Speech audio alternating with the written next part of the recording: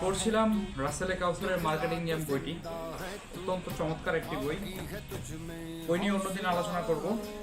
আজ আমরা আমাদের ডে 2 সেটা নিয়ে আলোচনা করি। প্রথম দিনের ভিডিওতে আপনাদের রেসপন্স দেখে আমি অবাক, কিন্তু অনেকের মনে প্রশ্ন, কেন এই চ্যালেঞ্জ আর এই ব্র্যান্ডটা কি নিয়ে? সত্যি বলতে আমি পণ্য বেচতে আসিনি। বাজারে অনেক ব্র্যান্ড আছে, কিন্তু আমি এমন একটা শূন্যস্থান দেখেছি যা কেউ পূরণ করছে না। আমি এমন একটা ব্র্যান্ড তৈরি করতে চাই যা দেখলে আপনিও গর্ব করে বলবেন এটা আমাদের। আজ দ্বিতীয় দিন। আজ আমার কাজ হলো আমাদের টার্গেট কাস্টমার ঠিক করা, অর্থাৎ কার জন্য এই পণ্য।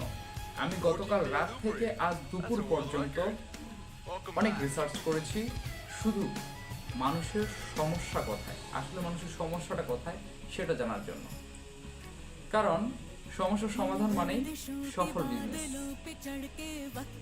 আমি এখনই পণ্যের নাম বা ক্যাটাগরি বলবো না, তবে আপনাদের একটা ক্লু দিচ্ছি।